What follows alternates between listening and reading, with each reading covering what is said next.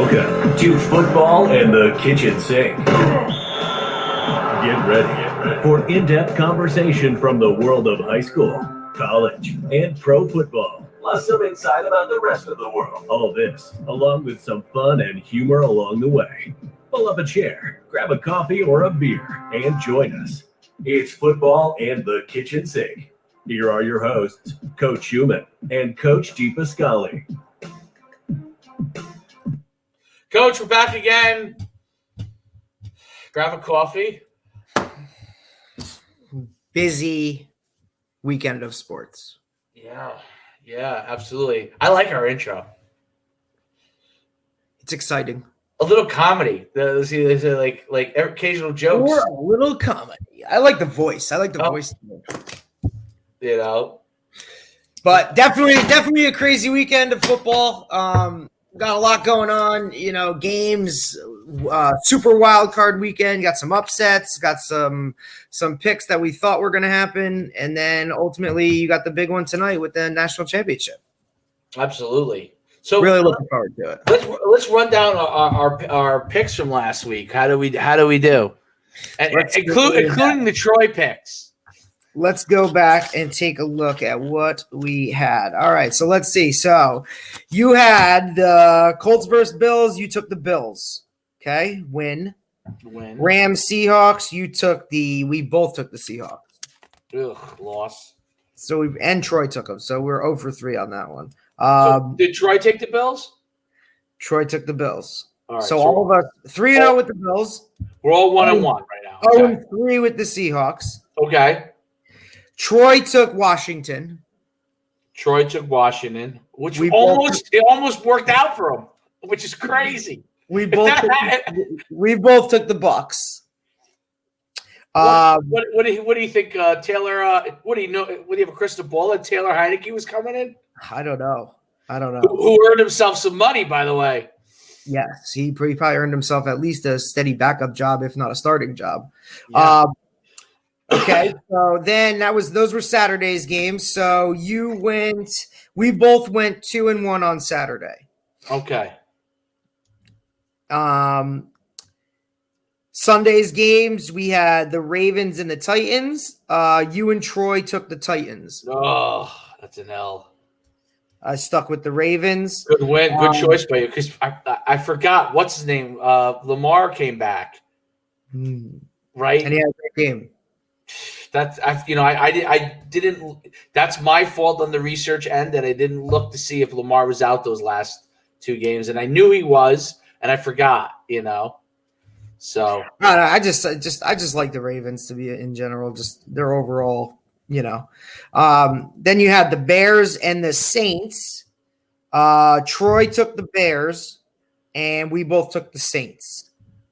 All right, which is a lot closer game than it should have been, and I think, in my eyes, mismanaged because Mitchell Trubisky, man, he ain't, he's a pretty good quarterback. He makes, his numbers might not show it, but he puts his guys, you can't catch the ball in the end zone for a guy when you put it right in his hands. You know what I mean? Yeah. Like you can't. Guys jumping off sides, stupid penalties. But I mean, that was a close game pretty much all the way through. Has me starting to to think a little bit about how good the Saints really are going forward. And then last night we had that debacle. And how crazy is this? All 3 of us took the Browns. That's a big win for us.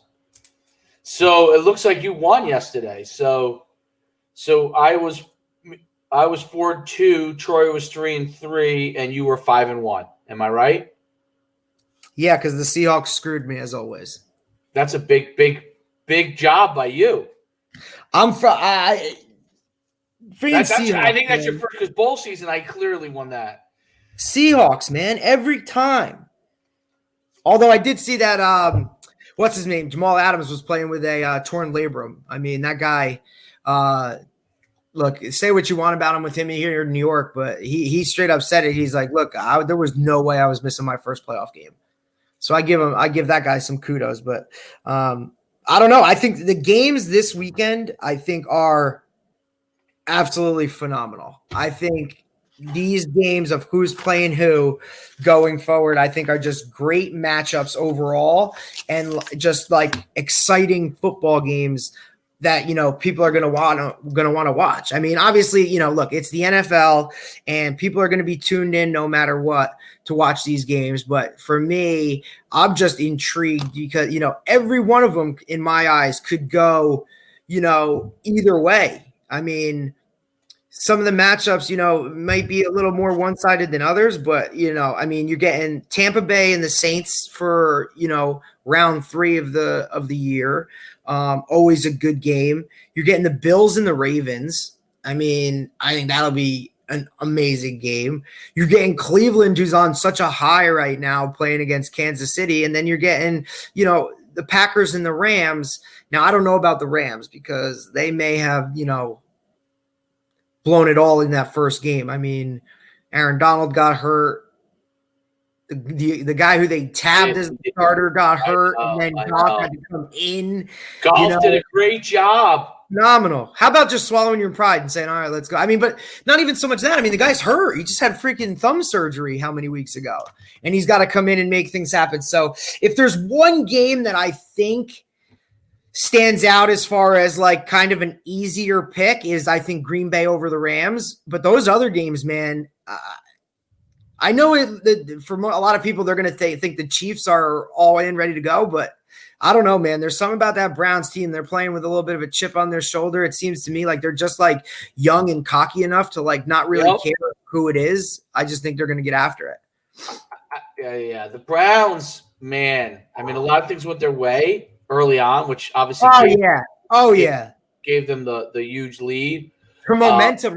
And look, I have never been a Roethlisberger fan at all. Stands out as far as like kind of okay, sorry.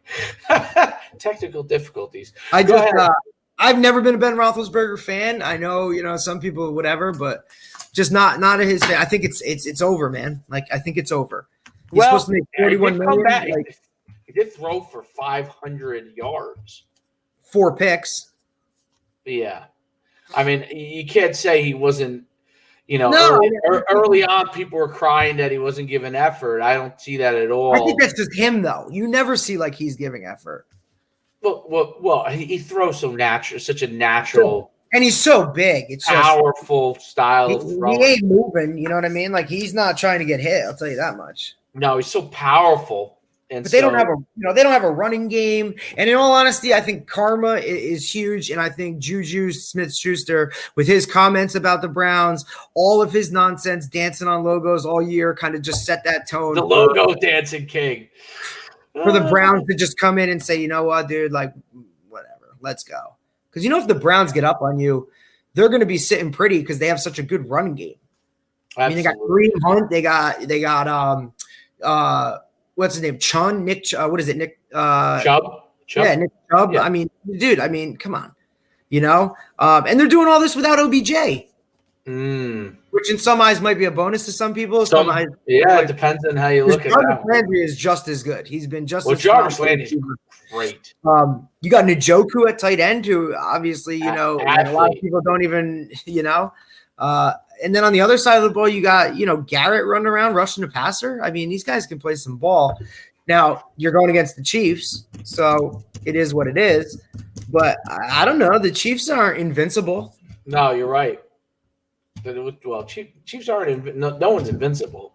But I think the best game of the weekend, a lot of people are going to say Saints Bucks, but that Bills Ravens game, man, I really want to see that.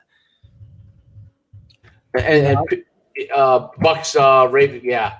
So the Bucks game, the Bucks just always, even though I tell you, Washington played great. They played that front four is scary and going to be scary for a long time. Who? Washington's front four. The front four is great. Good, very good, very good. I mean, when you can get pressure on the quarterback with 4.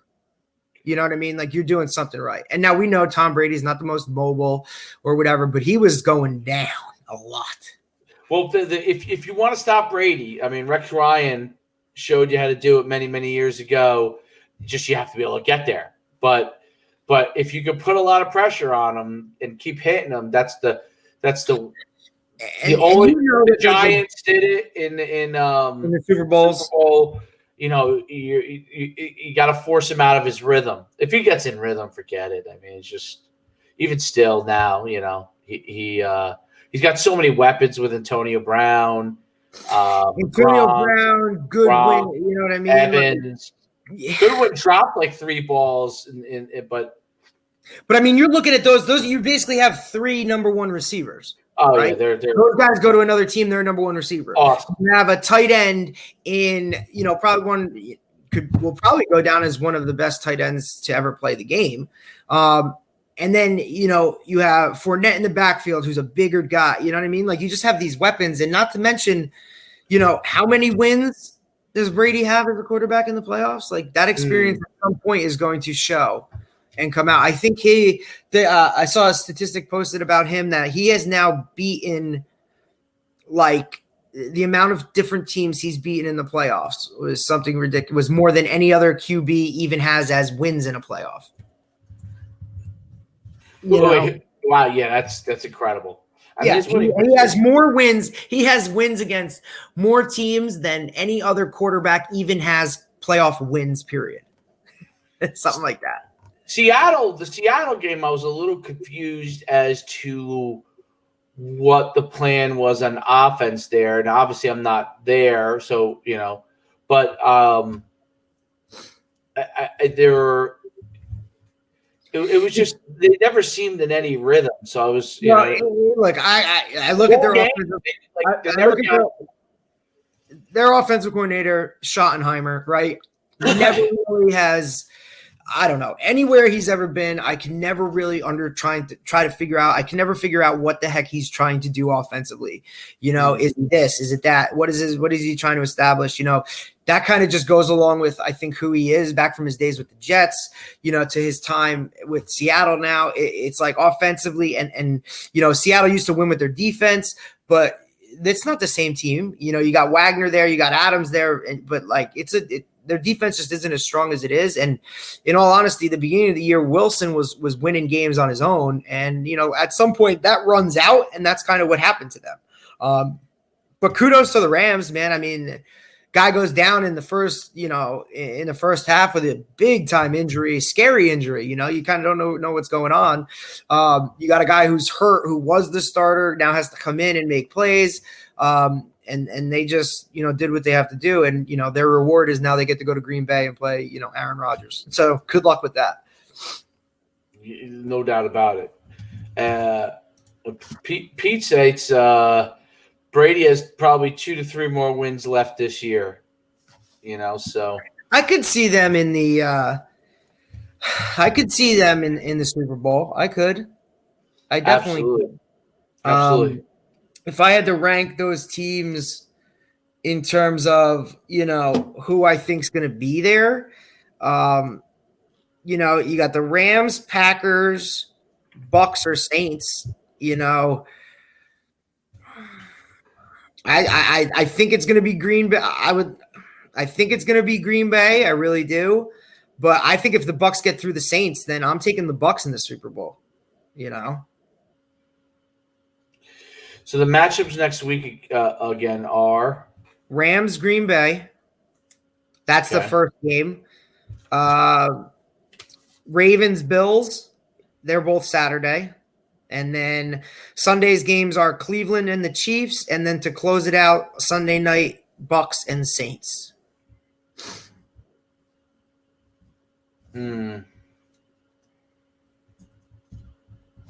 Saints look pretty good. Depends on what, I don't know. It just seems to me like it depends on what team you're getting. Good game. Who does Green Bay have again? The Rams. They have the easiest path, I think. The best game. Well, the Chiefs is because everyone wants to see Chiefs. That's a cool game. But the best game is the Bills. Bills and the Ravens. That's a You're great talking game. Old school, like, I don't know. And you got 2 quarterbacks that are like young. I'm definitely rooting for the Bills.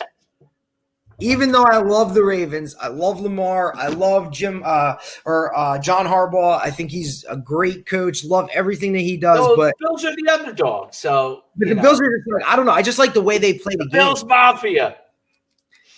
Could you imagine what that place was like up there with only 6,000 people allowed in the stadium or whatever? Like, oh man, first win in the playoffs since I think 1994. Did anybody? The Seahawks had no fans. Did anybody else have fans? Who else had fans? The Bucks had fans. The Bucks had fans. Washington did, obvious. No, that was in the Bucks played in Washington. How crazy is that? Because of the way things are. Washington won their division. Oh, right. Home playoff game. Right. So right. Correct. You have a 10 They win had team. no fans. No, none. So they who had fans and who didn't? Bills had fans. Seattle no, Redskins no. Correct. Browns, Pittsburgh, I don't know. Right. Which NFL games had fans? Well, okay, so you said Colts, Bills, yes. Rams, Seahawks, no. Bucks, Washington, no. Ravens, Titans. Bears, Saints, Browns, Steelers. That's what we're. Pittsburgh had fans. Okay. Or what was the other one? Bears, Saints, Ravens, Titans. Bears, Saints. Was that the Saints? Yeah, that was in New Orleans. So they definitely had fans. And then what was the other one? Ravens, Titans. Where was that? I can't. Tennessee. Was that Ravens? No, it was in Tennessee. Oh, then they definitely had fans. Definitely had fans. That's interesting. That's yes, no. Yes, no. Yes, no.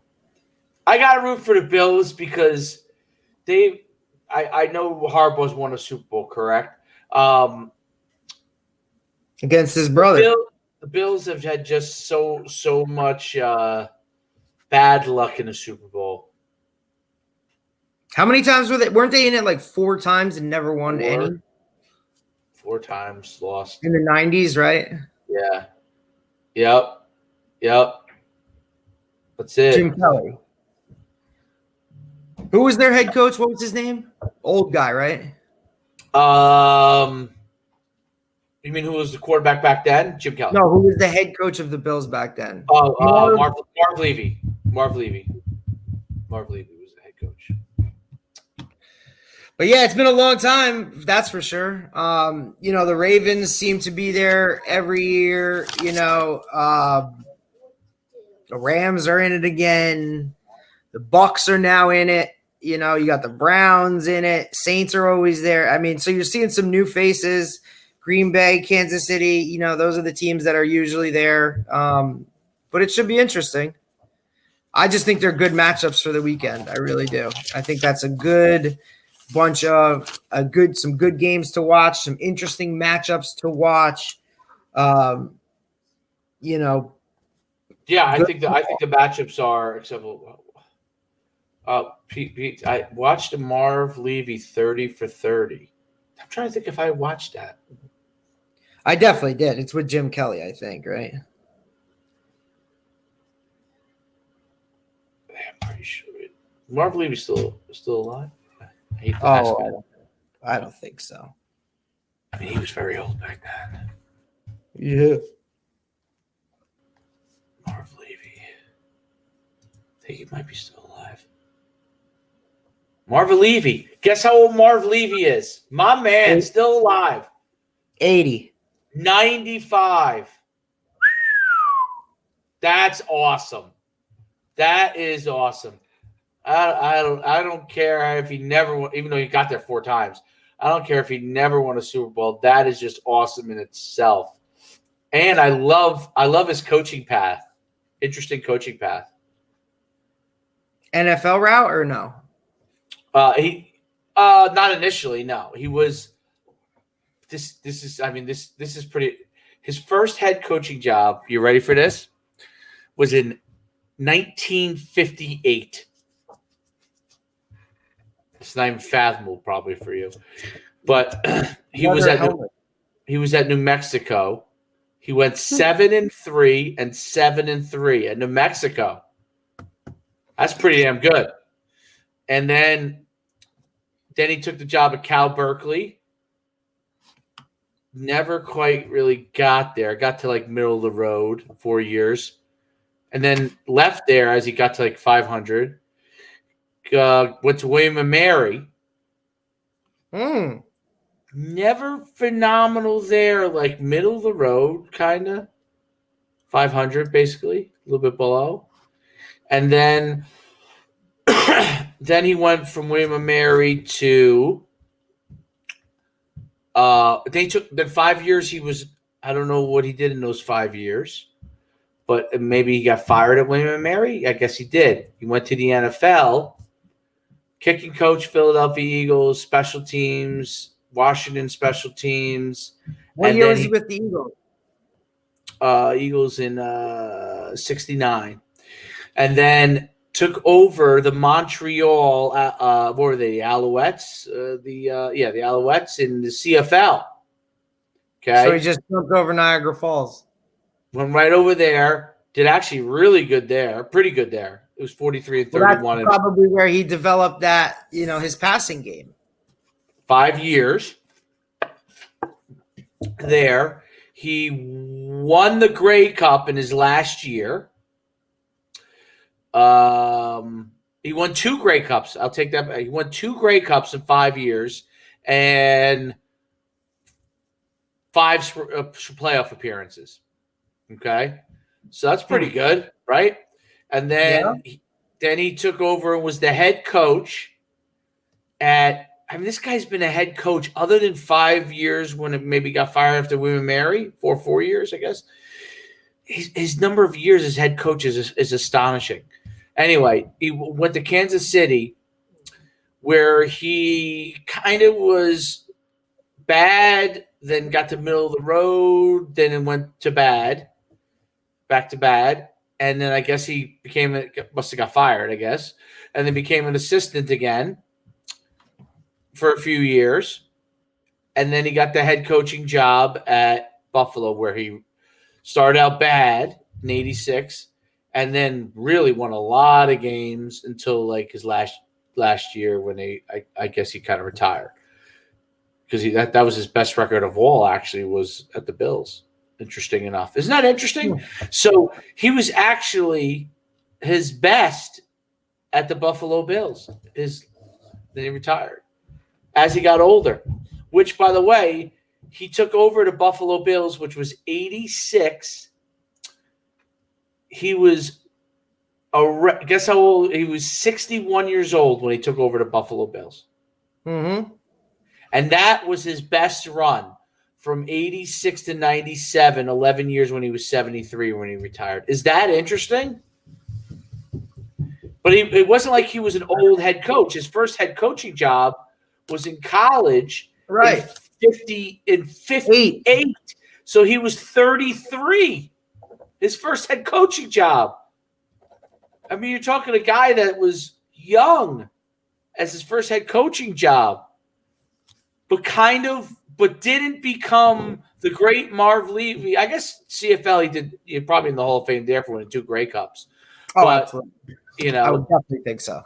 Right, but the way it worked out in his career, because the CFL, obviously he's not the NFL. He still had to kind of prove himself. Got to KC, didn't work out as well, and then he came back. When he came back to Buffalo, he was like, "It's actually amazing." See, never lose hope. Well, I think it has something to do too with that offense that he ran that was new and kind of different than what a lot of people were doing. Because they used to just chuck that whole thing around all the time, right? What's that? But I think when he brought that wide open offense to the NFL from the CFL, probably had a lot to do with it. Defenses weren't used to that stuff. You know what I mean? He drafted, Thurman, he got Thurman Thomas with a back that could, do a lot of different things. Jim Kelly, who could sling it around. He did a lot of things different. Was Andre Rison there? Yeah, that would have been his year. Don Beebe, right? Don Beebe. We also had what's his name, Bruce Smith. Really they had some Bruce Smith. They actually had an unbelievable defense. Bruce Smith. They had another DN that was real good. Who was it? We got Steelers chiming in. Chuck Noll. Chuck Noll was great. He's won four Super Bowls and being unfortunately my Cowboys. It's pretty good stuff. A lot of good interaction on a Monday. You know what I'm saying? Everybody's a Monday morning quarterback. Yeah, great interaction on a Monday. The Monday drive. We're now. Are we now a Monday drive show? Yeah, we're a drive show. We're a drive show, like basically 4:00. Basically, and by the time we actually get rolling, it's almost 4:30. So we're basically a drive show. Everybody coming home from work, whoever does go to work still. And once you start teaching, we're gonna have to push you back to probably 4:30 anyway. Maybe we could. I guess you could. I don't know. I don't make it happen. Oh no, you might be back. That's right, because the schedules and whatnot. Schedules earlier, right. So that's awesome. Awesome stuff. So that's some Bill stuff. So that's why we're all like, we like it's a great story. The Ravens have the most exciting offensive player, period, in Lamar Jackson. Hands down. I guess you could say that because he has the ball in his hands every single play. But look, man, Pat Mahomes is exciting. Now, is he more exciting than Tyreek Hill? Well, that's why in order for Tyreek Hill to be exciting, Mahomes has to be on point. I just think some of the things Mahomes does, you know what I mean? Like, I don't know. Now, I know he doesn't, he's not like Lamar is flashy, can run with the ball. Right. He's like that wow factor, that Mike Vick, that I would compare from my day. But I don't know, some of the things with Mahomes where he puts that ball, some placement, that type of stuff, like just some of the stuff he does with his eyes to move guys around, stuff he does pre-snap. I think that's a close call. It's a great question. Ooh, Lenny calls Bills by 2 scores. Ooh. Wow. Ooh, that's bold. That is bold. And it does say, though, Lamar is the most exciting. Mahomes is the most explosive because he can throw the ball down the field. Now, if you say Lamar's legs maybe are explosive, but I think Lamar's the most exciting because anything can happen because he can run – and then he might throw the ball but Mahomes is so explosive where he could fire the ball down the field like this, and it's a touchdown. You got Tyreek Hill sprinting down the sideline. No one can run with him. If you look at he's the fastest player. If you look at the 8 teams that are left, you can probably make an argument that other than I'd say one of these teams, they all have top 10 quarterbacks in the league.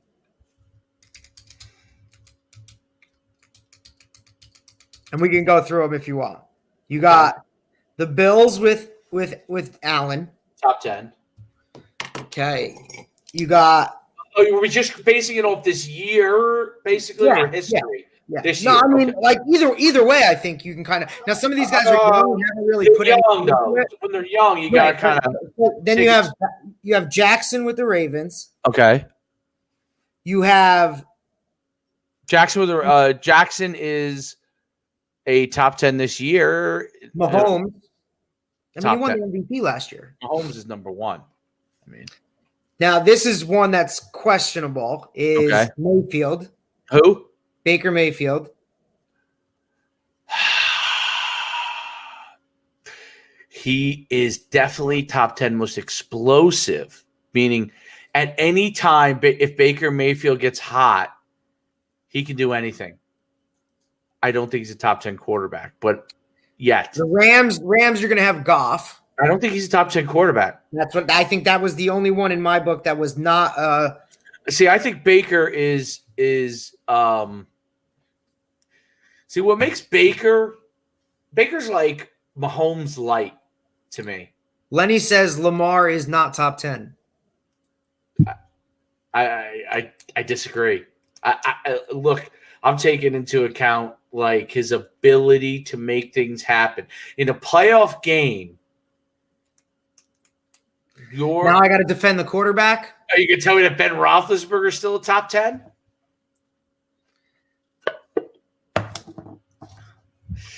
But then and then in the other game, Rodgers is number Green 2. Green Bay, you have Rodgers. So The Bucs, you have Brady, and the Saints, you have Breeze. Mahomes and Rodgers are 1-2 right now, right? And then you have Brady and Breeze. Brady is 4 right now. Breeze is probably 3 or vice versa. And then you got Jackson or Allen, Mayfield, and Goff. If you don't have a top quarterback, you're not getting far. That's the bottom line. That was my whole point of bringing this up. Oh, yeah. I mean, so like you made my. And that's why I say, like in the year, like is Lamar and Baker Mayfield at the point in their career where you're like, okay, these guys are like on Hall of Fame path. I do not think Baker is a top 10 quarterback, but I think he has the ability to make plays and right do the playoff game. Guys, I think he's excellent within his system.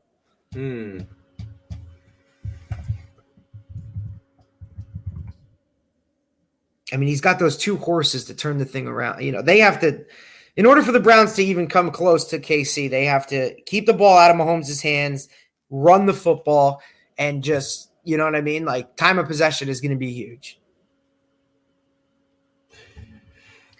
Now, out of that group, I would say, like, if you're, you know, who do you want? If you're out of this group of quarterbacks. Well, who's won a Super Bowl so far? That's what I'm saying. Rodgers has one. Breeze has one. Brady has one. Mahomes have one. Well, Brady has a bunch of 4 of the 8 have 4 of the 8 have them. 4 of the 8 have them.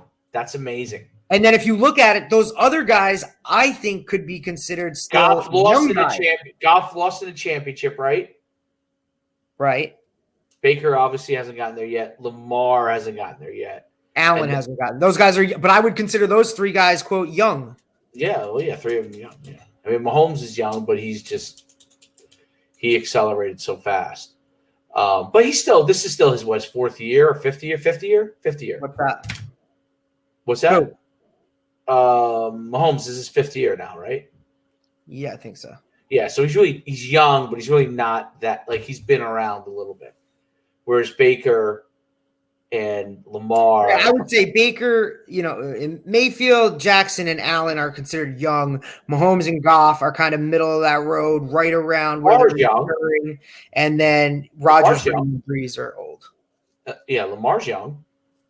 Yeah, no, I said that. Jackson, Jackson Mayfield are like the young puppies. Yeah. And you got your Mahomes and Goff are kind of settled in a little bit, still whatever. And then Rodgers, Brady, and Breeze are like grandpa. Like Lamar is 24 years old.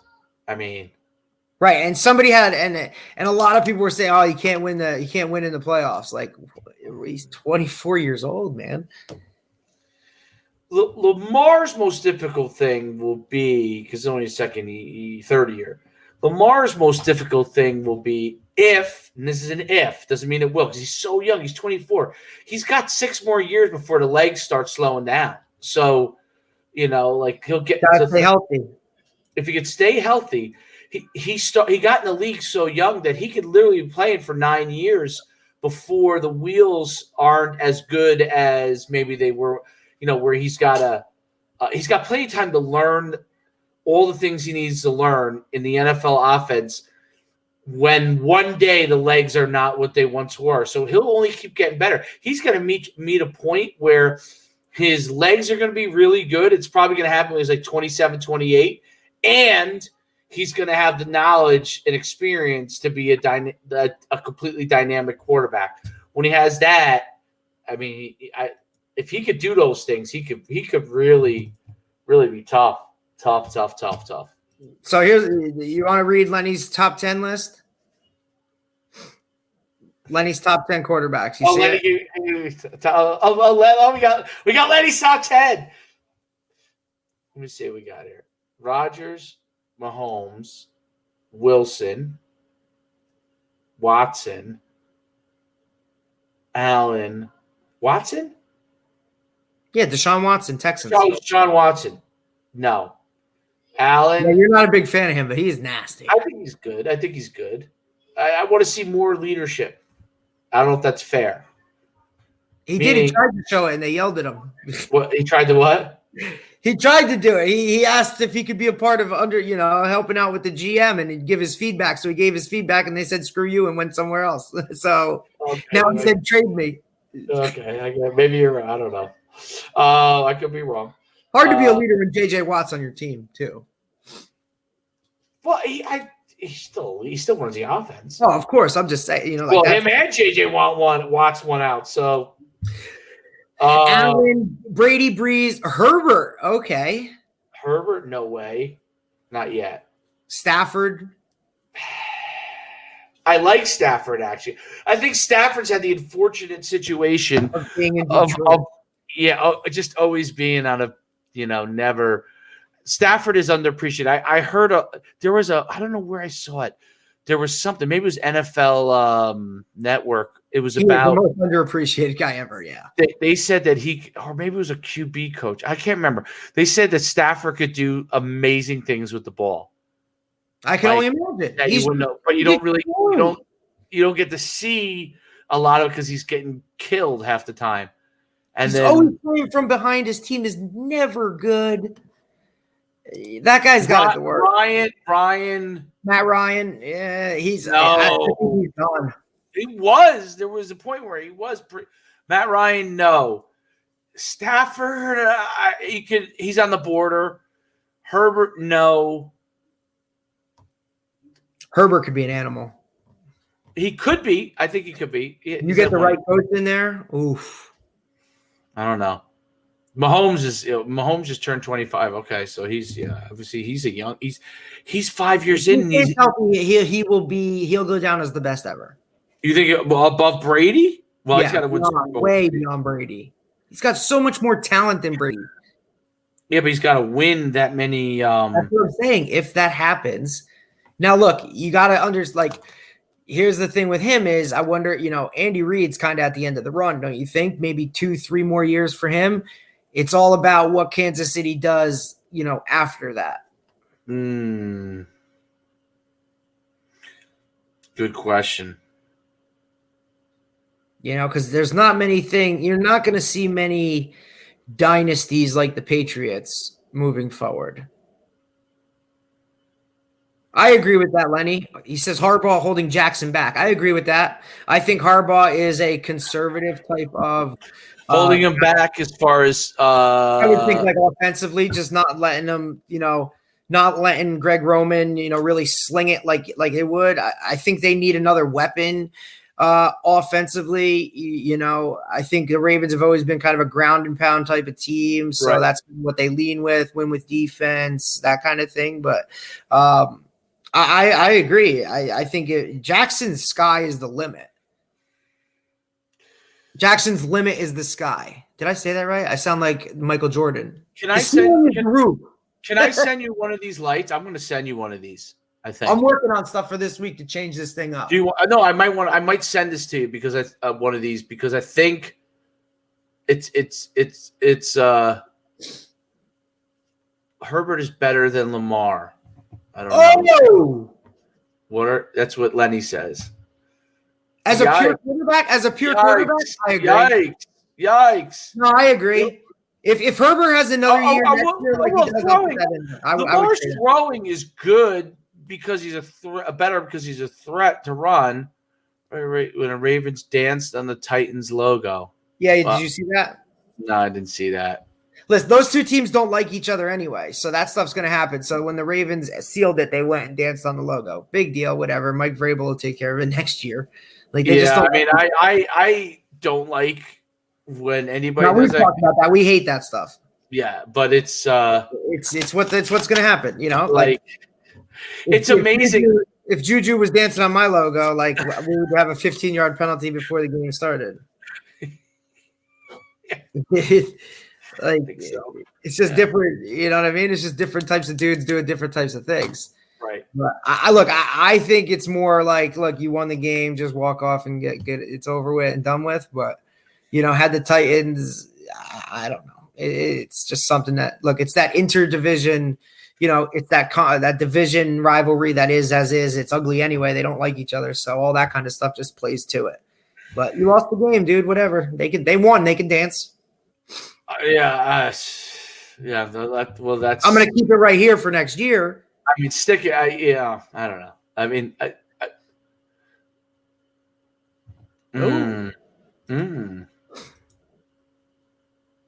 don't know. Well, Brady will be the most accomplished. Yeah, but he will also, have the most yards. He'll have everything. He will have all the records. He stayed pretty healthy. Wins and stats.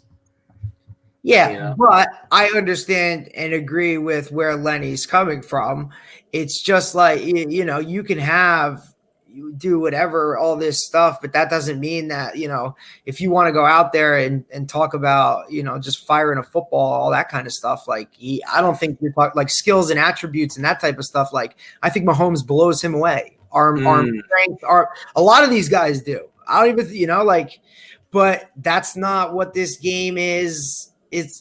When you put it all together, like the question really is, how do you define a great quarterback? Are you defining him by his wins and losses? Are you defining him by his arm talent, touchdowns, stats, that type of stuff? Like you put all that together, you know what I mean? Like there are some guys that are going to lead other categories and, be better in categories and some better in another, I get it. So I understand where he's coming from. I basically, like I said, I think it comes down to what your, define what greatness is or the best is.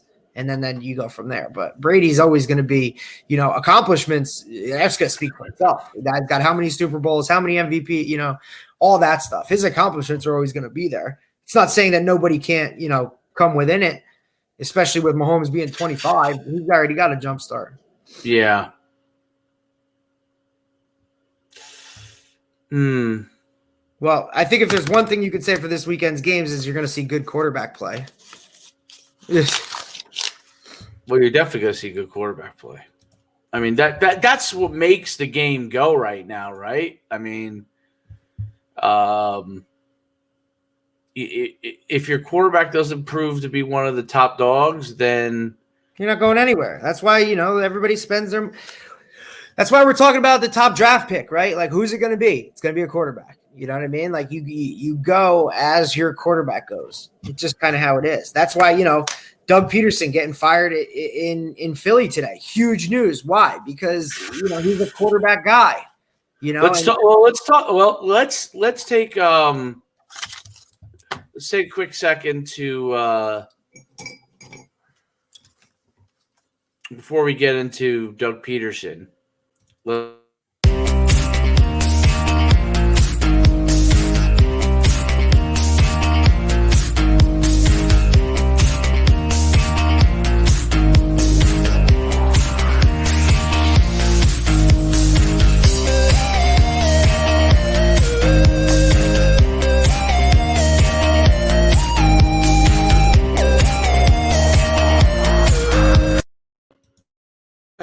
So there we go. Hey, receiver arch. I like it. Just in case you're interested in getting better as a receiver, you can go to receiverarch.com. Personally developed by our own Coach D. Okay. Heck of a product. You will get better as a receiver if you use the receiver arch. You go to receiverarch.com. There's the link right there on the screen. Custom developed for you. Receivers, old and young. Receiverarch.com. All right, Doug Peterson. Excellent. News broke late this afternoon that Doug Peterson was going to be let go by the Philadelphia Eagles. we all saw the antics, I guess, or the way that the last game of the season went down. Giants fans were rather vocal about it. A lot of fans were rather vocal about it, either one side or the other. But 2 weeks after that, he's gone. Whether it be the optics of that last game or whether it just be the QB situation, the loss of the team. I don't know. A lot of things could have played part into it, but you're looking at a guy that's, how many years removed from just winning a Super Bowl, and now all of a sudden he's out as a head coach. It's an interesting world that we live in. And do we now see a reuniting of, Joe Douglas and him in New York?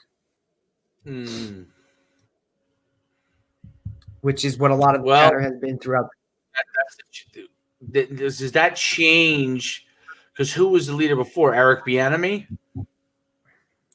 I think I could see Eric Bieniemy going to the LA Chargers job. I agree. And now Doug Peterson. Remember, and Eric Bieniemy's originally from the West Coast. So I think Peterson's a better fit in New York, to be honest. I think him having been in Philadelphia, been a QB in the league, I think just Philadelphia being the type of sports town that it is, probably in my eyes the most relatable to being a New York franchise or the city of New York. Kind of, and Philly kind of have that in your face mentality that we're going to, we demand this or we want this from our head coaches. I think he's the one that could handle it the best. That's the way I look at it. You also look at, he's probably going to have, he's supposed to be a quarterback guy. So he's going to have they're going to have to get a quarterback that he's going to have to work with. I just see that being the right fit, to be honest with you. And I know, everybody will be all over it and whatever, but we'll see what happens. I don't know. Does he make that move? I don't know. Well, it doesn't have to drive very far. Just right up the Jersey Turnpike to go to work. Not far at all. Deal. I think Doug Peterson could be a good fit there. I'm just curious. If Doug Peterson,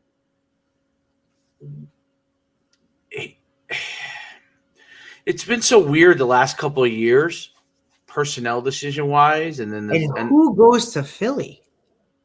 Yeah, who goes to Philly? And where does that job? I bet Eric Bieniemy probably immediately becomes a candidate there too. Where does that job land on the list of top jobs? We got Chris back in the game today's the Monday drive, baby. We got all our guys in here today. Does Philly become one of the top open jobs available? What is their cap? What do they have left on their cap? Well, you got to pay Wentz. Do you want to now? Does that deter you from taking that job? I don't knowing you're going into a QB situation like that? Yeah, I don't know. I definitely want to answer this one question. Who is the most underrated player in the draft for this year? Are we talking this year in a draft? Overall, or are we talking like specific people? Yeah, I mean, I'll ask him. I think the tight end from Florida, Pitts, is going to be an animal. I think he's going to be a guy that can come in and play right. I think he can come in, play right away. I think he can. He can play in space. No matter what the tight end is asked to do now, he's going to be in one of that mid range where if somebody wants a guy to come in and play ball right now, needs that split tight end. I think he's definitely a guy that should be on the radar. Yeah, absolutely. And that's with me not really taking a look at the draft. I haven't really taken a look at how about the running back? How about the running back from Buffalo? Is he in the draft or is he coming back? Buffalo Bulls.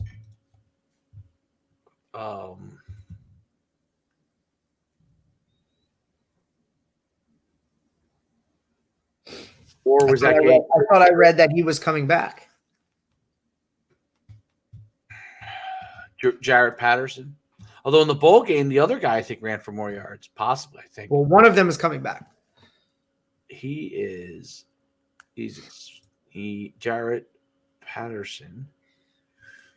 And how many first rounders will we see playing tonight? He's a junior. I mean, he averaged an astonishing. Well, yeah, he ended up averaging 5 yards a carry. 3,700. He's at 3,900 yards, 38 something, almost 3,900 yards in his career. He could end up in fives, mid fives, maybe higher. He'll go down as one of the best college running backs of all time, almost unheralded in a way. Well, you're gonna see a lot of draft picks tonight. Yeah, You're gonna see you will. 2 first-round quarterbacks. What's that? You're gonna see possibly 2 first-round quarterbacks. Oh, their freshman running back is one of our old. Do you remember when we did the camp in it's no longer there anymore, but that place that was in like the A&P, they had turf in the A&P. Yeah, on off 17. Off 17, and we did that. The arena? The camp we did with Jalen Berger. Yeah. The young, when he was only a freshman. So Jalen Berger obviously is a Wisconsin running back, carried the ball. Colby Burrell, who was in that, is a running back. He's running back at the Buffalo Bulls. Right. College team. There's Jordan Morant. Jordan Morant went to Michigan, I think, right? He's there now.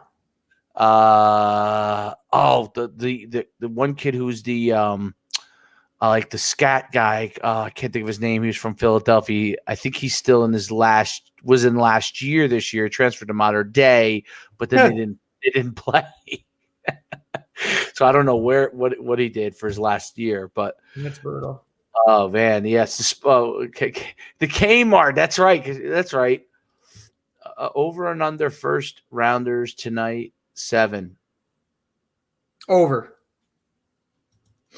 and under. Oh, Chris. Okay, gotcha. I see what you're saying. Like I said, you got 2 possible quarterbacks. You definitely have 1 quarterback, if not 2. You probably have 2 or 3 receivers, running back. I'm sure there's a linebacker. I'm sure there's probably 3 linemen. You know what I mean? If you really look at the numbers, like either way, you're going to see some first round talent tonight. Alabama's running back will be an animal in the league. It's just a lot. You're going to see a lot of NFL talent tonight. Let's see let's see. Trying to think of the best mock I can grab right now to see. All right, so tonight over on the first, you said first round 7. Is that what the question was? First round? Yeah, that's a lot. That's not happening. I don't know if 7.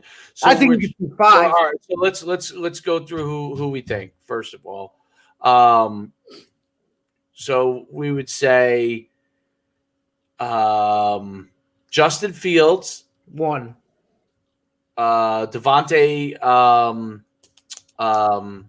I always want to say Smith.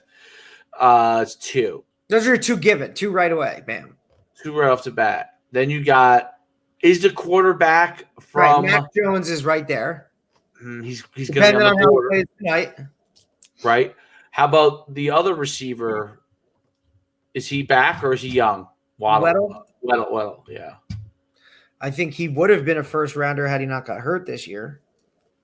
Let's see what Mr. McShay says.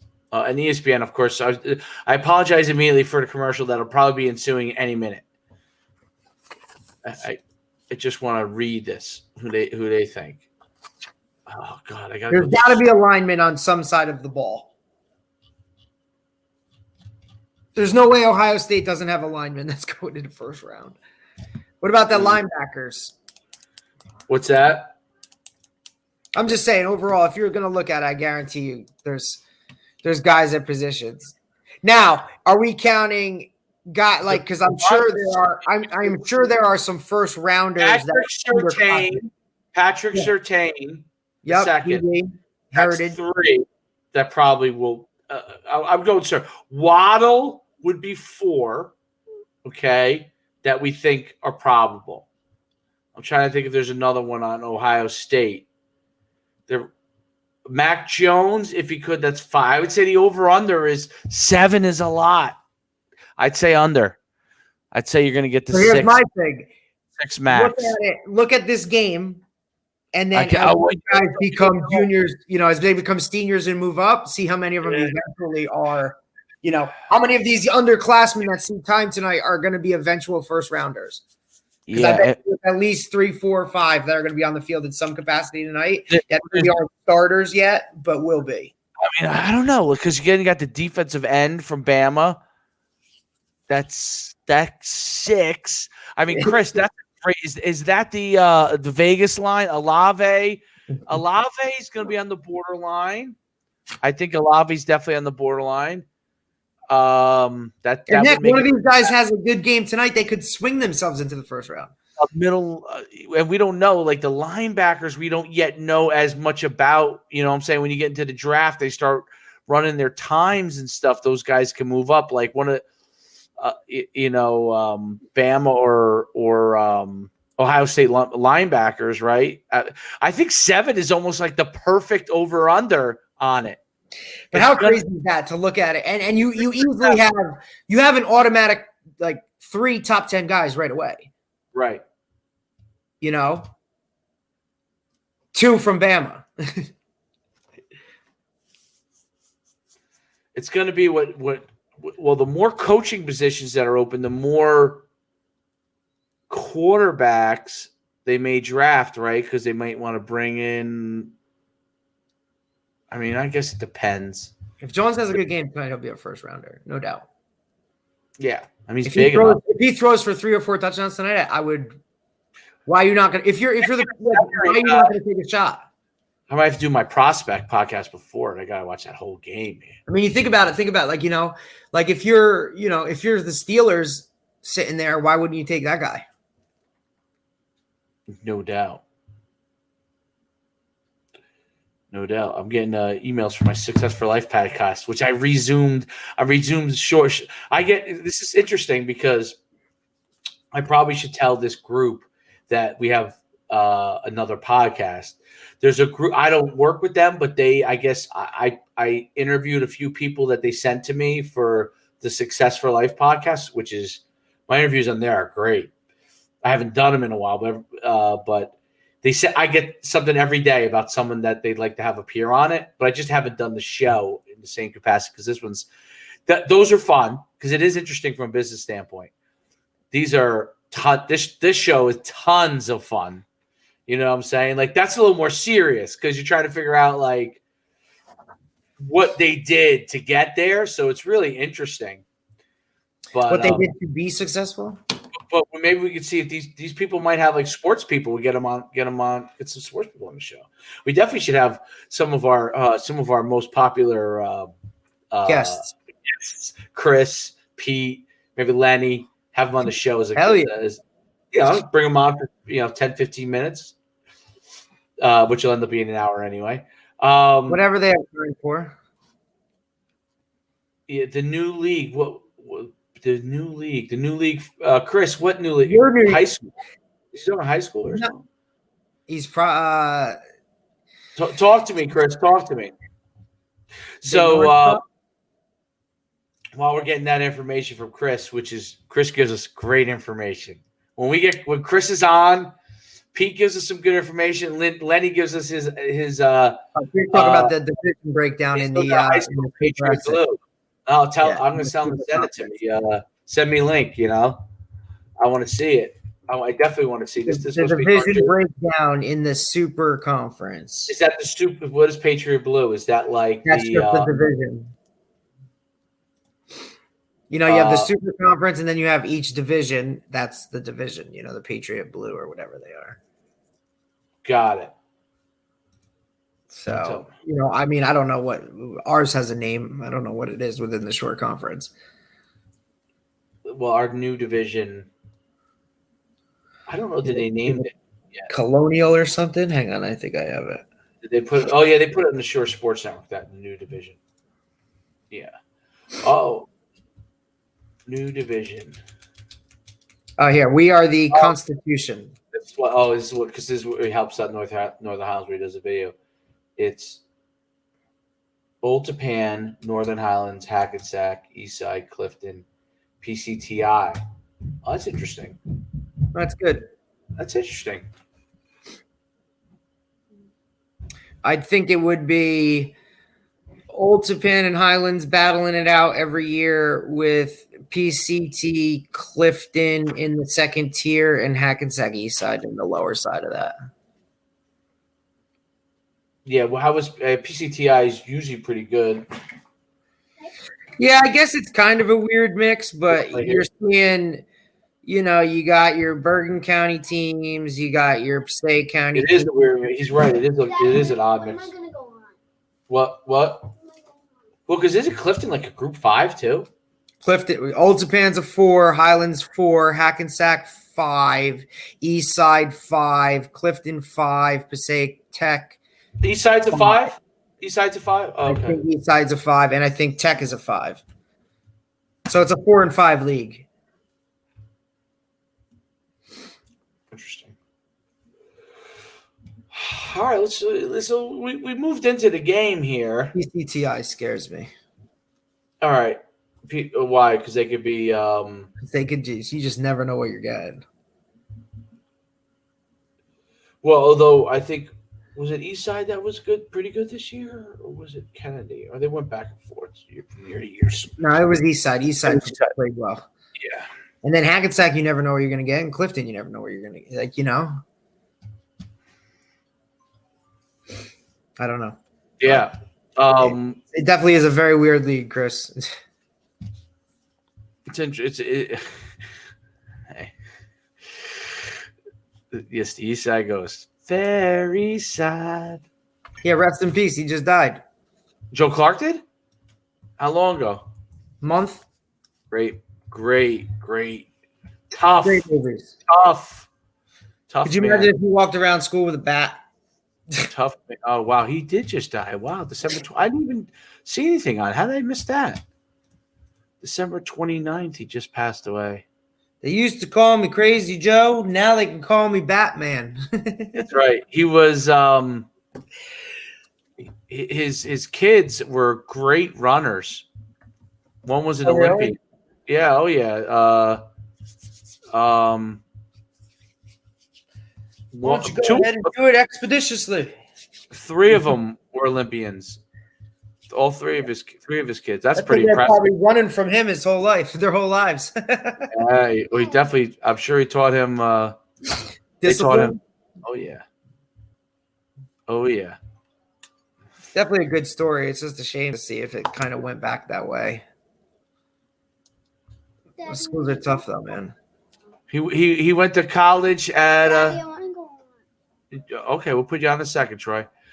Troy wants to go on and do. I guess we're gonna do the Bama picks tonight. We'll do it again for you, Chris. That's a great stadium. Hinchcliffe Stadium. It's obviously abandoned and whatnot now, but man, it looks like a great atmosphere that would have been to play a game.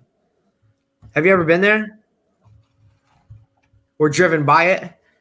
Hinchcliffe, maybe. Yeah. Oh yeah, I've been to Hinchcliffe. Yeah, of course.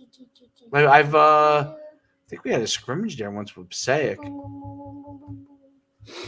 If somebody ever wanted to fix that thing up and do it right, that would be awesome. All right. That's interesting. That's cool. So he went to Williams-Patterson, master's degree from Seton Hall, honorary doctorate from U.S. Sports Academy. I don't know what that is. All right, Troy, we're gonna bring you on right now, but then you're gonna have to go and what's up, Troy? Thing a little bit away so we could finish. Okay, you ready? Put the game down. Come on in here. We'll beam me out a little bit so we get you in here. All right, Troy. Okay, so tonight at what time does the game start? Is it 8? I think it's 8. I hope it's 8. If it's 9, that's gonna suck. We're like this. I know it's so bad. You know, even though it's so exciting, it's just like something like for me, because you're like, still just like 11:00, 11:30. It starts to like just creep in on me. And now that it gets dark so early, like it's 5:30. It's pitch black here. I'm like, Yeah, Passaic And Stadium. especially Parker being on the water, man. Like, All right. Oh, yes. Okay. So yes, you got to have one ear here. Okay, you ready? what's up, Troy? All right. Can you hear Coach D? Yeah. Okay, you ready? All right. So you got to say it loud enough. Your answers. Why don't you lay off the video games for a second, and you can't do both at the same time. All right. We need your answers to these questions. Are you ready? Tonight's national championship game Yeah. is Alabama Crimson Tide. I'll show you their logos. Just stop playing that for a second. I'll put it up here. Okay, Alabama Crimson Tide, and what day, Derek? I can't wait because I could chuckle at you, but it's all you. All right, so Alabama Crimson Tide. Okay, so you can see. I'll show you what the logo is, so you can see. Okay, and then versus the Ohio State. This is their logo. You ready? See it? Oh, an elephant. Look. I see. Oh yeah, you see. All right. You're gonna kicked off the podcast. He sees, Coach. Okay, then the second team is Ohio State. Okay, Buckeyes. So we're gonna go through there. Okay, you gotta tell us. I'm trying to see if I can find Here's the Buckeye. Look. I see. No, we're taking this out. No. Then stop. Got it? Yeah, got it. That's the Buckeye. Did you see what the Alabama? Did you see the Alabama one? Since you were half paying attention. No. There you go. Okay. Okay. Which one? Who do you think is going to win?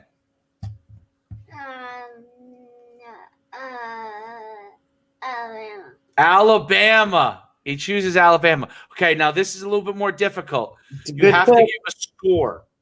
Okay. You have to give a score with this. Okay. I'm going to help you a little bit.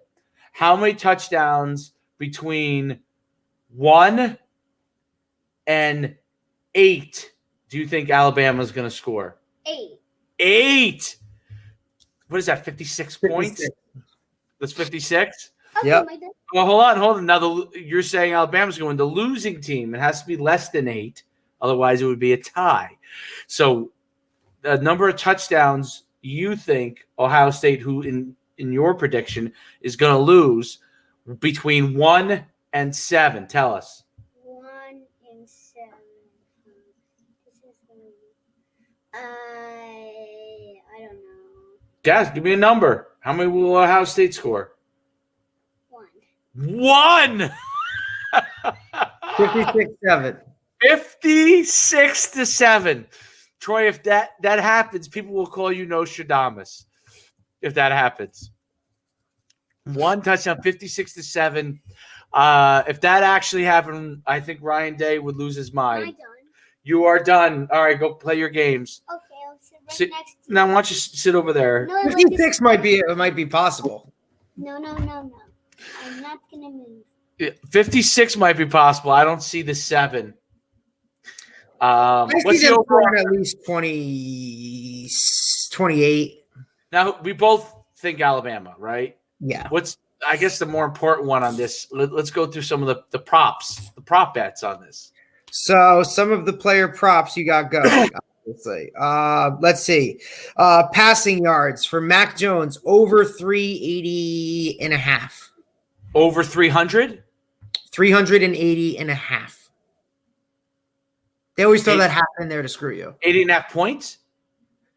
Will Mac Jones throw for over 380 and a half yards? Oh, 380.5 yards. Correct. That's a lot of yards. That's a lot of yards. He's going to have to throw in this game.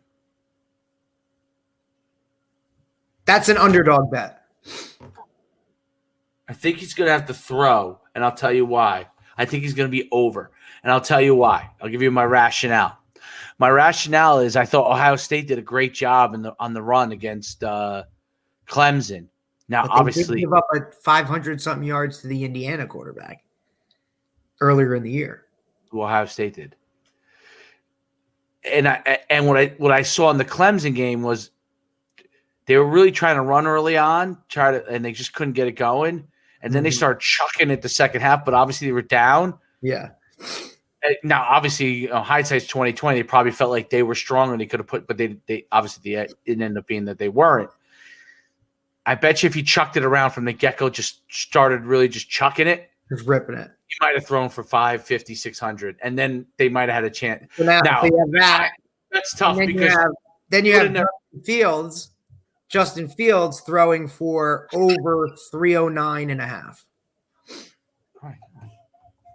That's Justin Fields throwing for over 309. 309 and a half. I think if Ohio State's going to win, They're going to have to do something, but I don't they're going to have to run. He's going to have to throw for 300.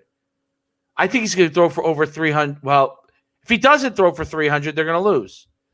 Even with that running back, even if he bangs out 150, 180, again, which would be, if he does that, they're probably going to win. He's probably still going to have to throw for close to 300 yards because Alabama's going to throw for 9,000 yards. And even if he doesn't throw for over 380, the fact that the prop is at 380 and a half means that they really anticipate him chucking the ball around. Right. He's And going to be somewhere around there. let's say he's highly efficient, right? Let's 'Cause say it's a plus 100 bet. So even though the odds are, stacked against it, like it's a close bet. It's a close call. what I think is interesting is that Now, TD passes, Justin Fields over 2.5. yes. Mac Jones over 3. Oh, will he get over 2.5? Yes. Will Justin Fields throw more than 2.5 touchdown passes? Well, according to Troy, now all these are no's other than maybe Sermon. I mean, not Sermon. So Justin Fields is over 2.5. Mac Jones is over 3.5. I think Mac Jones is going to throw 4 or 5. I do too. And I think he's going to have a monster night. I think Najee is such a good receiver too. There. They're going to do a lot more of what they did, where they line him up at receiver, and then they line him back up at running back. And So Najee Harris over 110 yards rushing. I might take the under on that because I think they'll use him as a receiver. I think he's going to have Now, Trey Sermon over 102 yards rushing. yes. I think even if they lose, he's going to rush for over 100 yards. Now, if Here's a he great does, one. Mac Jones over 10.5 yards rushing. who? Mac Jones. That Jones. I would say One no. scramble could be 10.5, no? That's true, but yeah, And but this is the national sacks, championship. He's going to use his legs, no? yeah, but sacks are counted as Going backwards. yeah. I think he's going to get sacked a little bit. Now, receiving yards. Okay. Receiving yards. How about this one? Najee Harris over 37 yards receiving. Najee Harris. Oh, yes. What do you Devontae think? Smith over 140. Well, what do you think on Najee? Do you think over 37? I think so. Because he's gonna get 2 slants that he's gonna take for I think close he's to going that. to get a lot of touches. Yeah, and he catches those screens. Who's the other one? I'm sorry. Devontae Smith over 140. How can you not go with him? He just won the freaking Heisman. Yes. I mean, look, they're gonna. If Weddle is back, you can't double him, can you? I don't think you can double him anyway. Bracket. You're not doubling. Bracket. I'm not talking. Here, rushing and receiving yards combined. Najee Harris over 147. Yes. Combined. Yeah, I think he's going to do like an 80 and a 70 or something. And then Trey Sermon is over 134. What is that? Rushing? Rushing and receiving. How many catches did he have last game? I don't know. I'm not sure how many. Weddle's not back. No, he's not playing. He doomed him out. I guess he's not playing. Well, Weddle will not be in there. It does change a little bit. Total receptions. Najee Harris over 3.5. But with Weddle not there, he's definitely getting over 140 because they're gonna have to throw to him all the time. So, Waddle. I mean, they say Waddle. Is it Waddle or Weddle? I don't know. I think it's spelled with an A. Waddle. Devonta Smith over 8.5 catches. That's a lot. That's a lot of catches.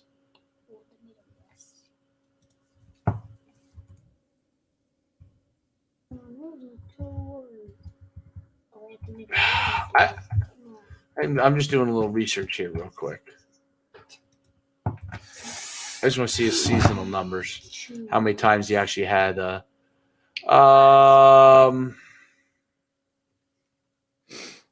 I'd say he had one game against Florida at 15. I'm going to say under because they're going to have to move it around. I mean, his average yards per catch for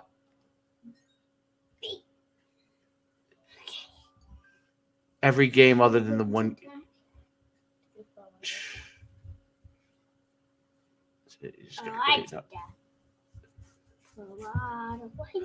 Yeah, I think I would say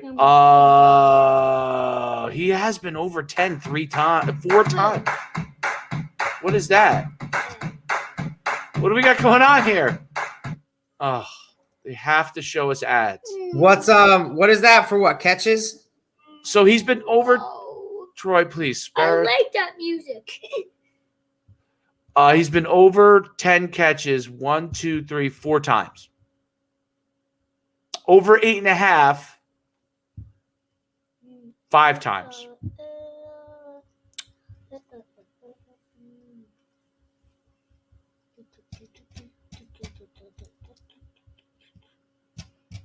What happened? Oh. Out of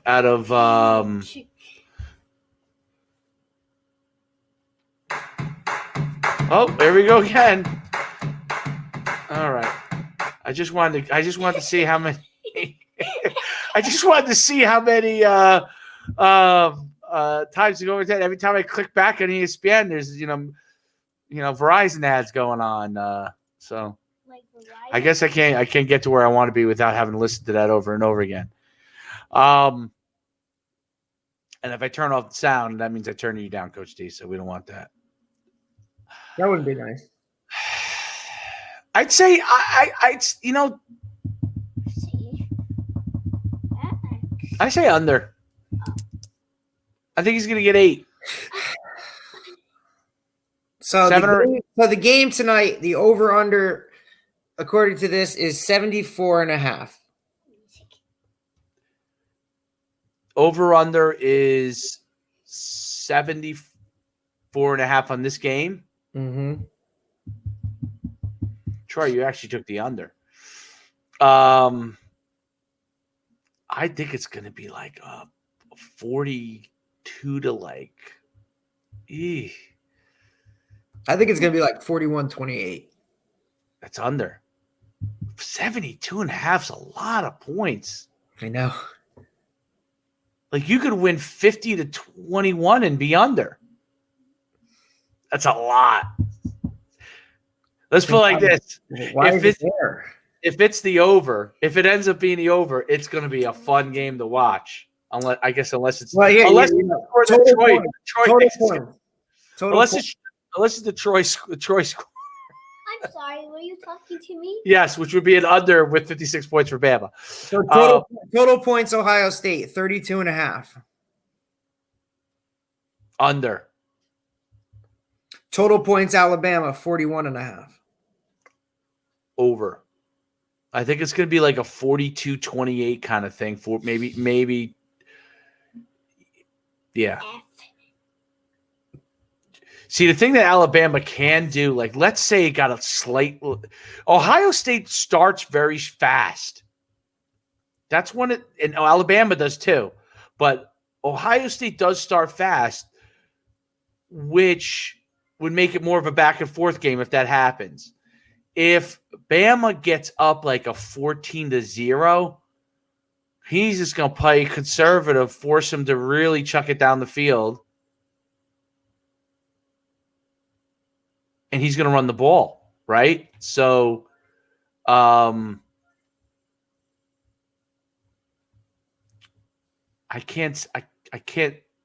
would say over with Bama. I can't see Ohio State unless they legitimately can go blow for blow.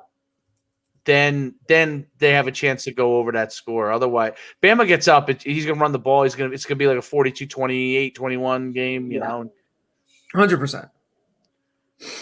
That's my guess. What do I know? I'm not Nostradamus. Like Troy over here, 56-7. If that hits, though, I'm going to die. I think Nick Saban's going to hire you as an intern right now, just so you can run the numbers. That's it. Just run numbers. Just run numbers. Troy, we'd like you to go to your magic ball and tell us, Who will win? will we get these 5-star recruits? Yes, Mr. Saban, you will. Thank you, Troy. Thank you. Here's a piece of chocolate. Yes, that's all you need. Chris thinks under. My man Chris says the over is a lot. The over is a lot.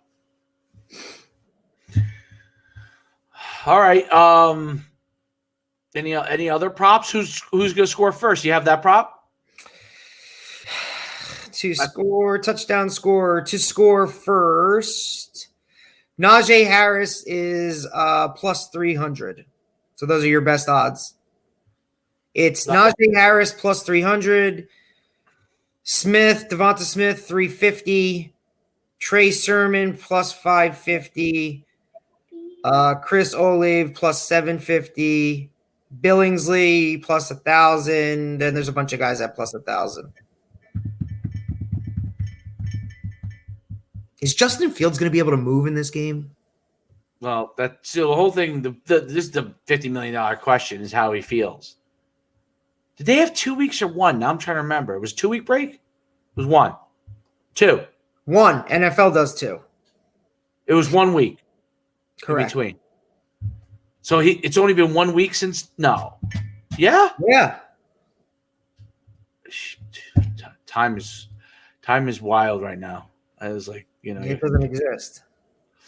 No, you're just in space. It's like a weird dimension thing we're in. Somehow we traveled into a new dimension. They didn't tell us though. Somehow we got into this, spun into this dimension that we're now in.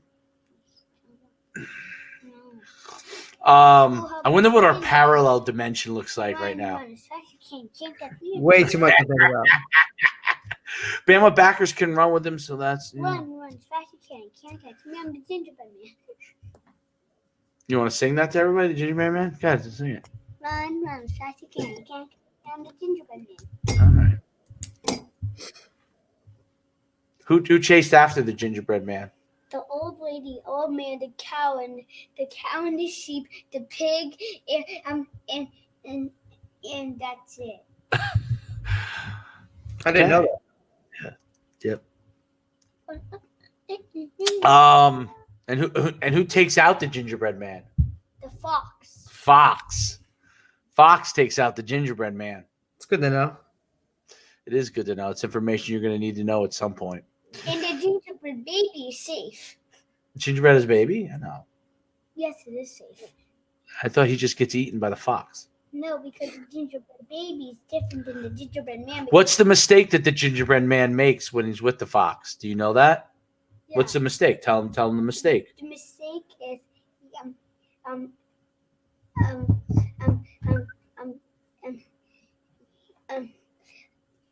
the fox asked him to get on the nose, but the fox accidentally it fell in his mouth. Right. That's all right. Did you hear what he said? She said the fox told him to the fox told him to get on his nose, like he's taking him across the river, and the fox tells him, climbs the gingerbread. He said, "I'll take you to gingerbread man." Gingerbread man gets on his back. He said, "Oh, why don't you go climb up a little bit higher so so the water doesn't get you." Climbs below it. He's like, "Why don't you go on my nose so you're in a better position?" Or in my head, I guess, nose, head, and his head, I think. And as he goes onto his nose, head, he eats him, tricks the Good ginger. way to do it. Got to be careful of the fox. Okay, so Gotta be very wait till the 24. Wow, Chris,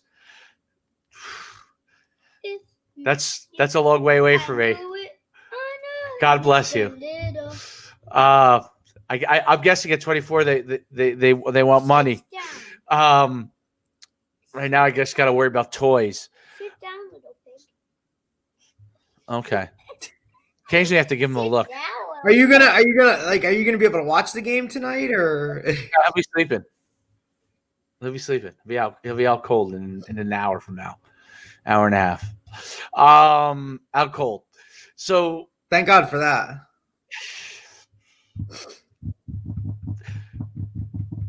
Yep. So anyway. Oh, and twins. Oh, good for you, Chris. God bless you.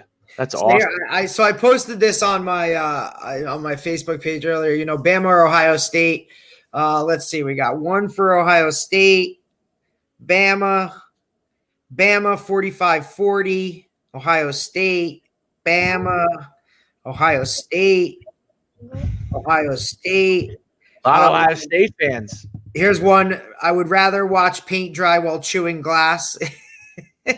Is there a way for both of them to lose? She's a Notre Dame fan. Ohio State, Roll Tide, Ohio. Wow.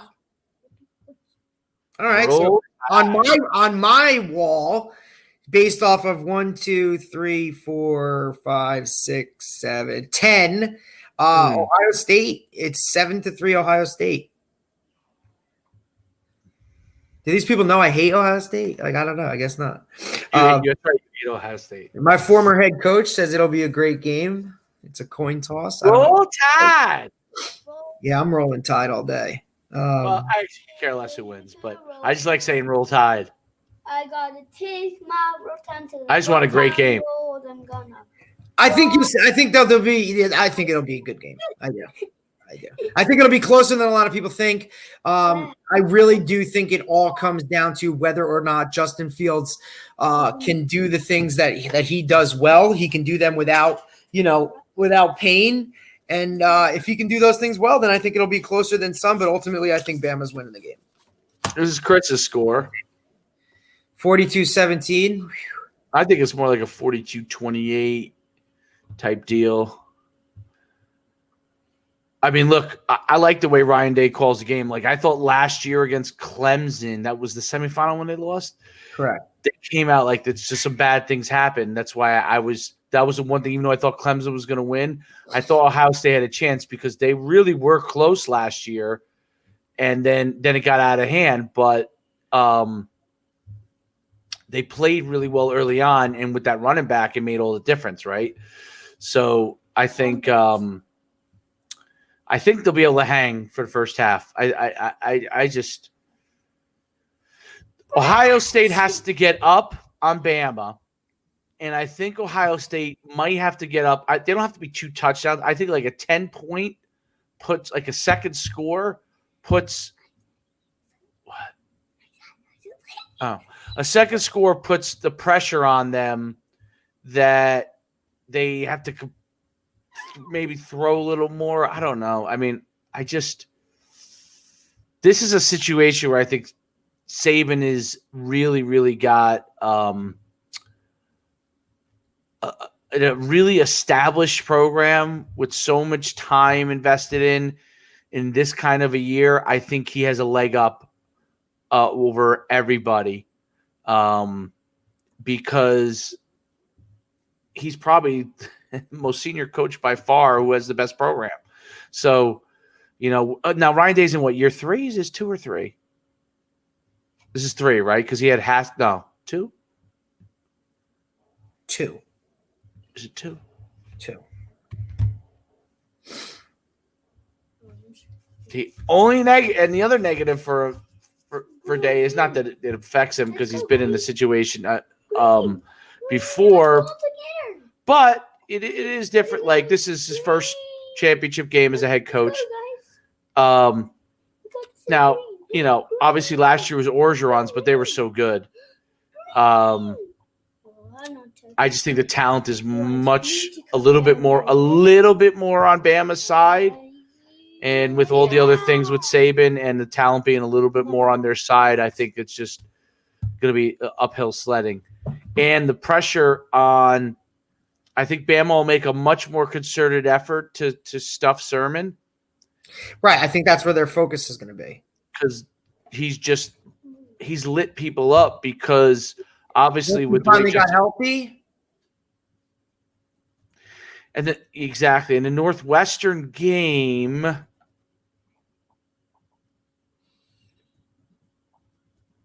showed you could put field in some tough situations.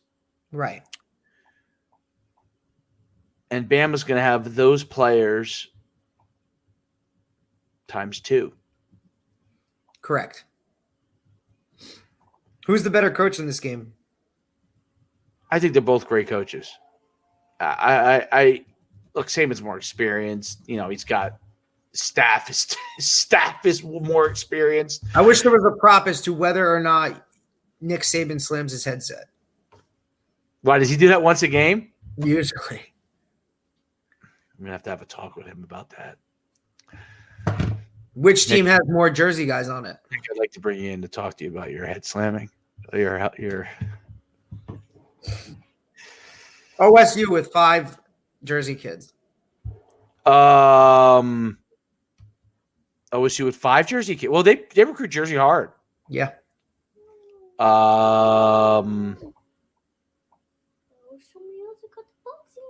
are the 5 guys? Where are they from? I know one is definitely DePaul.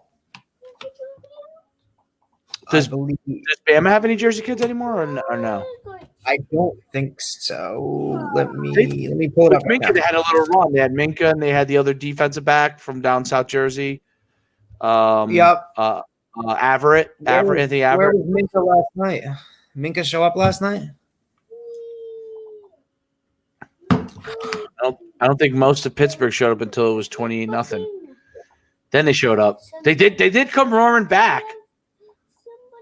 Well, you had to have known that was going to happen. I mean, you know what I mean? Like, Mike Tomlin coach team ain't just going to die. He's an excellent coach. Top 5 coach in the league? Well, because that was the question today. Well, so we got Arians, Belichick. Would you say they're top 5? Belichick. I don't know about Arians. Okay. How about Andy Reid? Definitely. Yes. Andy Reid. Doctor Strange. Buffalo Bills coach? Top 5? Oh, now him and Mike Tomlin. How about that? Playing on the same team. William and Mary in a versus game. Could have been a versus game. Mm-hmm. So let's see. OSU. I'm just going through the roster tonight. So you have here's Javonta Jean-Baptiste is a Bergen kid. Yep. That's the D end, right? Or like outside linebacker. Sophomore D end. Oh, I saw a highlight tape of him. Oh, freak show. That's one. Let's see. I'm scrolling through because I want to see where everybody else is from too. Here's Ronnie Hickman. That's your DePaul kid. Yep. He is a redshirt freshman, 6'1", 205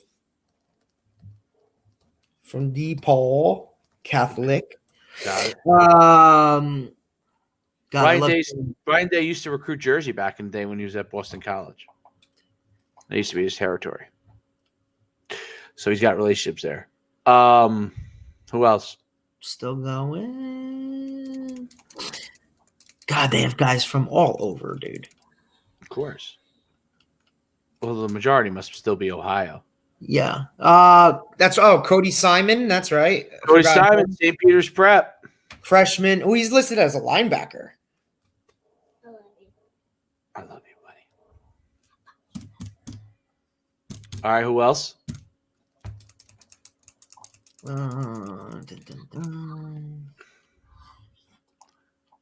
Ohio, California, Georgia.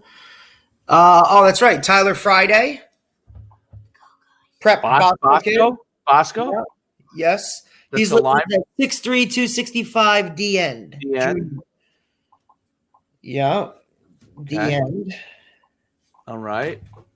One more. Brooklyn, New York. Ohio. Hawaii.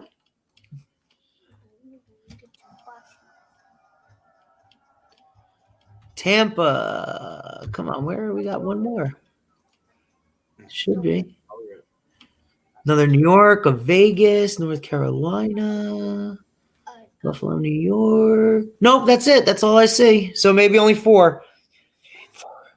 Maybe Unless I you do. missed one. Still not bad. Pretty good. Does Bama have any? Let's check Bama roster. Let's see if I can do this faster. I mean, I would think so. Your connections, I'm sure, probably. What is your connection slower? Is that what do you think it is? Yeah, probably. I'm working with all old stuff. I couldn't tell you last time I updated my world. Really? Wow. Alabama. Yeah, I'm scrolling pretty quick. I don't see. It's mostly Alabama, Texas, Florida.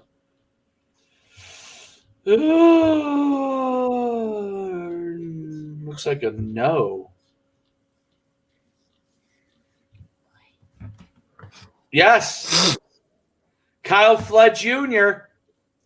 Oh, God. Kyle Flood Jr., 6 feet 209 linebacker.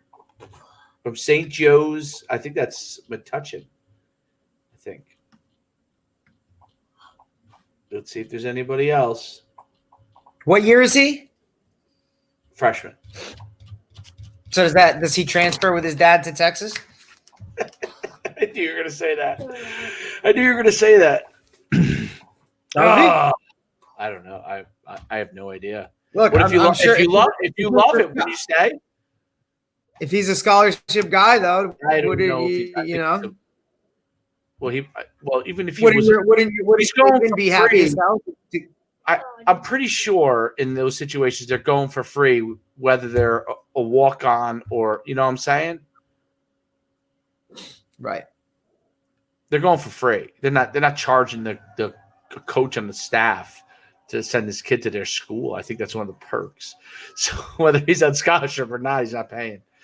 So does he stay? That's the question, because maybe free goes away if he doesn't stay, if he's not there.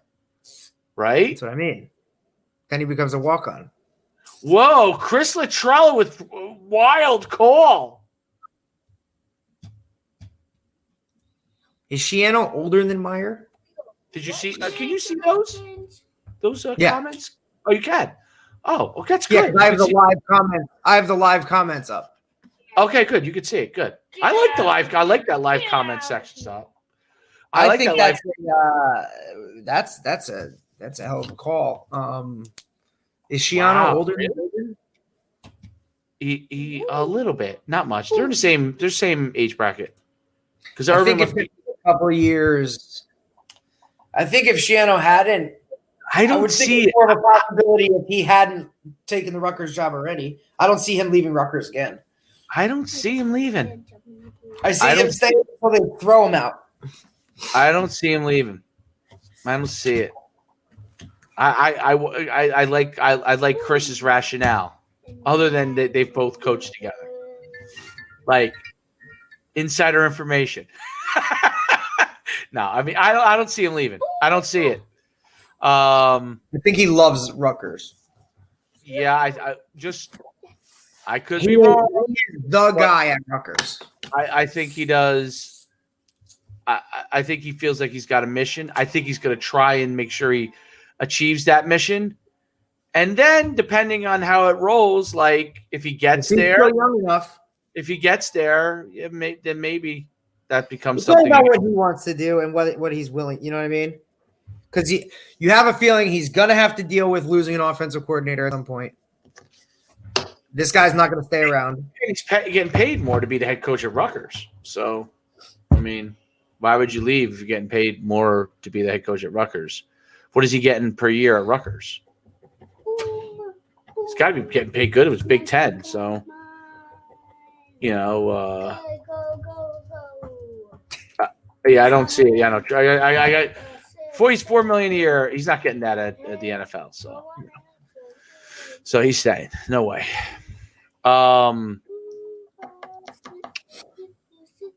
Anyway, I think we'll do a little trivia. Yeah. Little college football playoff trivia. All right, let's see if Coach D can name the last three. Okay, I gotta pull it up. I'm trying to pull it up. Let's see. Let's see if this has it. If I can get it, I'm trying to get it here. The last three BCS MVPs, the BCS championship MVPs. Joe Burrow, Yep. Again. Correct. Trevor Lawrence. Well, I guess they do an offense and defense. Is that how they do it? Oh, do they? Because that's how they do it. So Joe Burrow was offense. Do you know his defense? That's gonna be tough. No. The Patrick Queen, the running back. I mean the linebacker. Let's see. Let's see. All right, so let's go. Last year's the national championship game was who? It was LSU, Clemson. Last year's BCS championship game was. Oh wait, it's not called BCS anymore. What the heck is it called? I thought it was BCS. College Football National Championship. It might be CFP. It might be CFP now. Yeah, college football playoff. Yeah, so I labeled that wrong now, right? So last year was LSU who? All right, yeah, I'm going to it. All right, LSU Clemson. LSU 42, Clemson 25. The year before 2019 Okay, was so I gave you the Bama. MVPs of those. So that was Burrow, Queen. The year before was Clemson, Bama. Clemson 44, Bama 16. right. Trevor Lawrence. Correct. You're not going to get the deep. No. The deep. Trayvon Mullen. All right, your last one. 2018 was who? 2018 was a game, right? 2017 season. Alabama beats Georgia 26-23. That was a good game. I remember that game. That was the Tua game? That was who? That was the Tua game. Mm-hmm. So that would be Tua won the MVP? Yeah, and Darren Payne on defense. You're never gonna. I wonder if you can get any of the defense players. I bet you not. The year before was Clemson over Alabama. Right. He's actually beaten Bama twice. That's interesting. 35-31 MVP.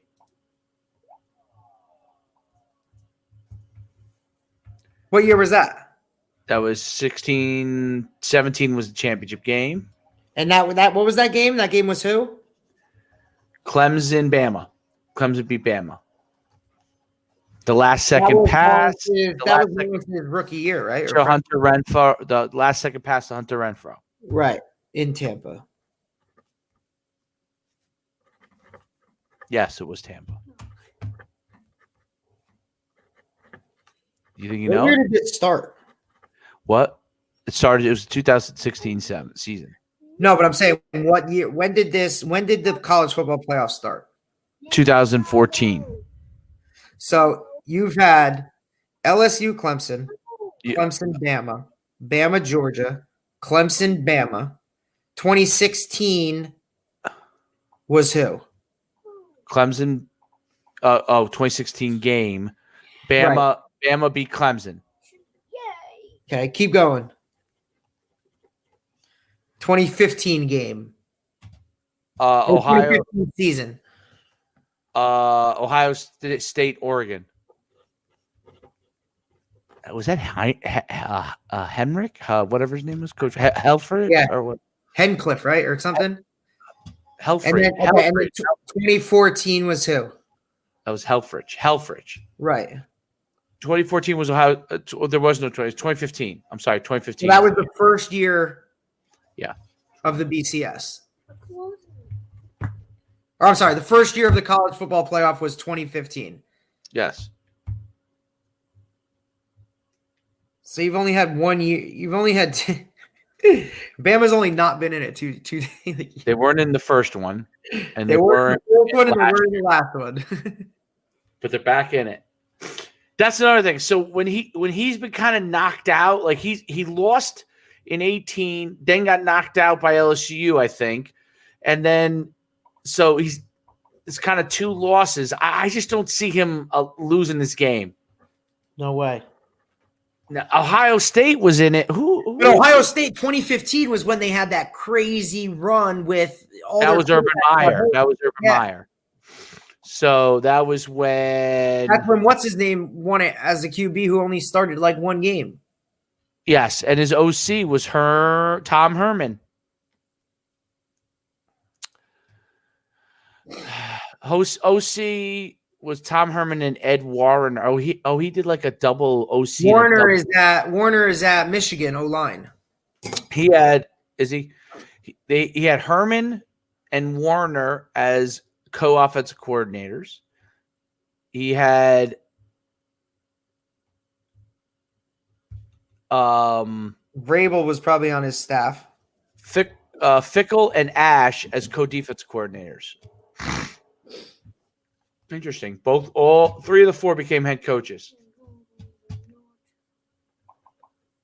Yeah, that's not bad. That's pretty good. Yeah. And I bet if you look at Nick Saban's staff for every game that every time he's in it, I bet you it's somebody different.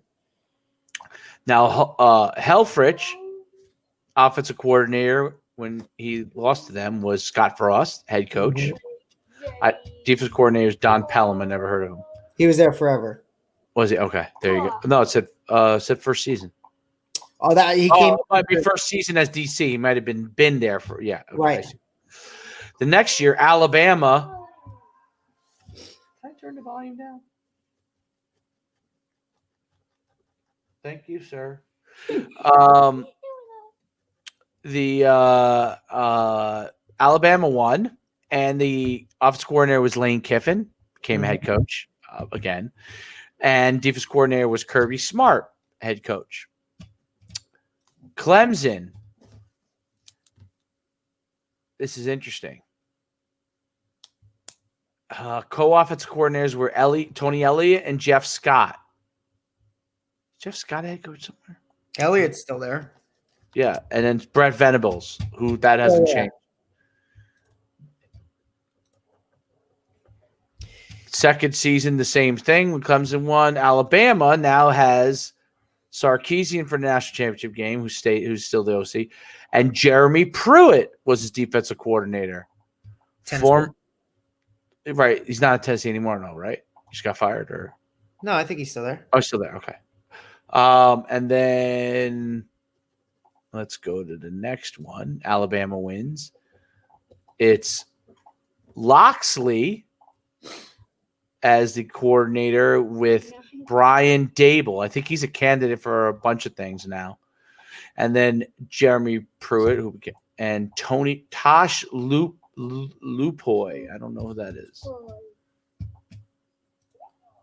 Tosh Lupoy, that's not the who's the BYU head coach? Saban does it, bro, with no matter who's there. BYU head coach. And then Georgia's coaches were Kirby Smart, his OC is Jim Chaney, James Coley, Defense coordinator Mel Tucker, who became a head coach. I think Colorado? No. Colorado. Yeah. Oh, Thank you, Troy. And then Colorado. Then Clemson, same guys. Same guys again. He still has the same guys. Alabama was Loxley's second year. And then Josh Gaddis was the other OC. who's Josh? Who is now at Michigan. Right. Who's And then Josh Gash? Pete Golding and Tosh Lupoy. They should call him Josh Bosch. All right, Troy. Take a chill. Bill. Yeah, there you go. All right. Then we come up to last year, which is Orgeron, Steve Ensminger, who retired, Dave Aranda, who's the head coach at Baylor. Clemson, same guys, Ooh. all the same guys. And then now we have this year Alabama, Sarkisian and Pete Golding, and Charles Kelly's a DC. Sarkisian will be a head coach. And then Ohio State, it's Ryan Day, Kevin Wilson, who used to be the head coach at Indiana, right? And then Kerry Coombs and Greg Madison, who was he at Michigan, Greg Madison? Yeah. All right, that was the controversial Who's thing. Greg So Madison? it'll be interesting. And then Coombs just came back from the NFL. Right.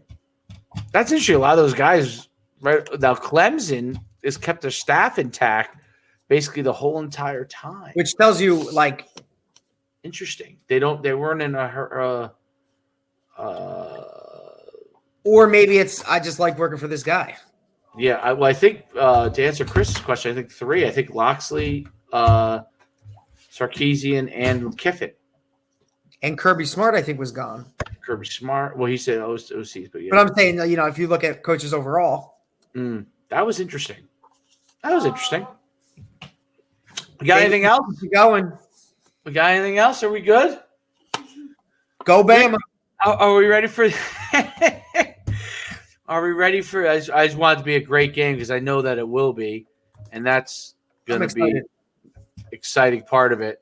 There's nothing like college football. Troy, we don't need you on the outro. We need to get our outro. You know what I'm saying, Troy? So let's get the outro. We didn't do any drops today, though. You know what I'm saying? We could have. We got to get on that. Moving forward. Yeah, we got to push the Point of improvement. point of improvement. There you go. There we go.